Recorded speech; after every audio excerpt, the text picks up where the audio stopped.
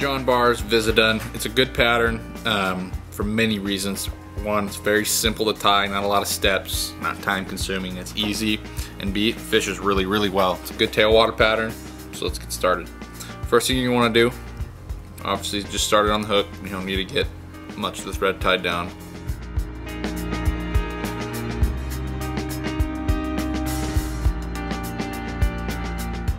Now what we do when we get to this point is we're going to make a couple turns right on top of each other, almost to make a little thread ball.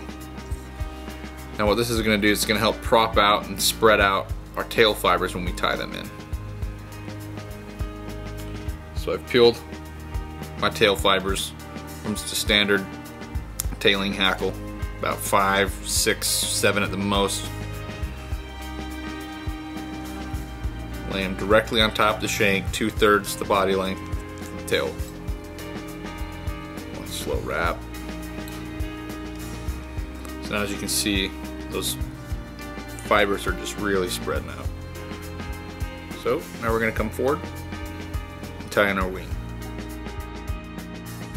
Alright, so I've gone ahead and prepared the wing. It's just some standard parapost, poly yarn, whatever you want to use, and the light dun to match the blue wing.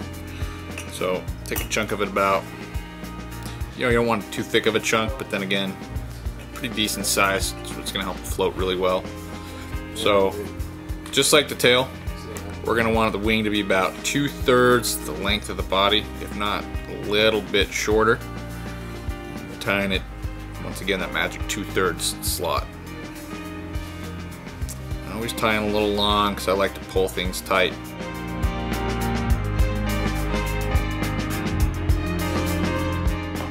Let's go ahead and secure that down. So create a little bit of the thorax of the body. Trim off your excess. Save it for the next fly if you're going to go ahead and tie more. And at this point, I'm just going to trim up the wing a little bit.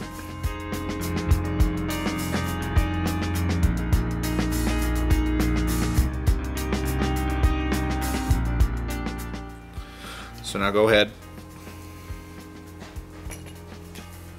smoothly tie everything else down and come back just to where you started your tails.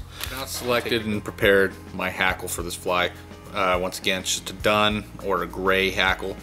Grizzly would be just fine, you know, whatever you prefer. I prefer the dun just to keep everything the same. So go ahead and tie it curved face back. Leave a little bit of a stub just so you have enough to start the fly and get it nice and even. So go ahead, secure it well, keep tension on it as you wrap back, and trim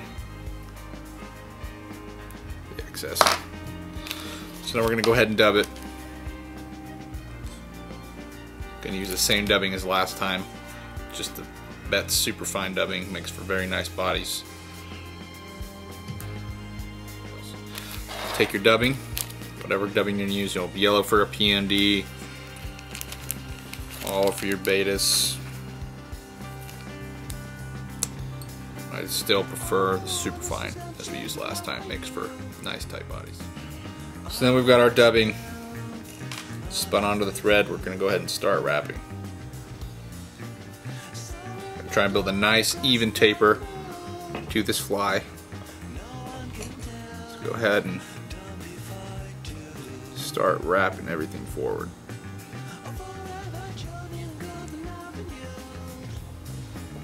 Drift in your eyes, since I love you. I got beat in the fence around the room. So as we continue to dub,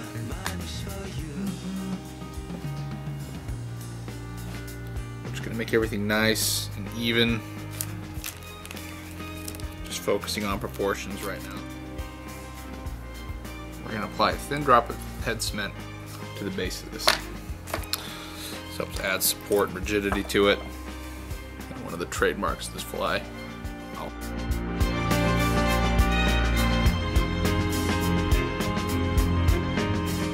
So at this point, we can start wrapping the hackle.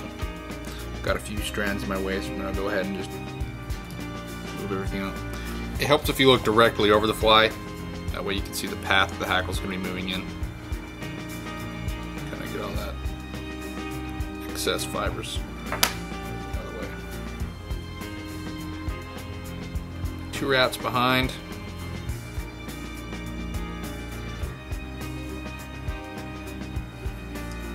2 or 3 on the front side.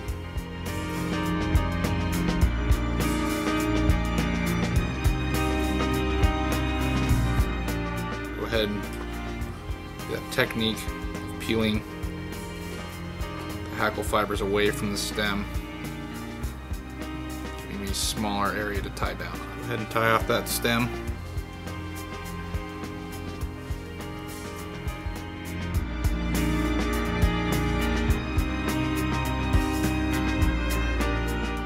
So now at this point, finish her off. 4 turns. Once again, I prefer double knotting it versus head cementing it. It's just quicker for me that way. I've had no issues with my flies. And trim the very bottom of the hackles.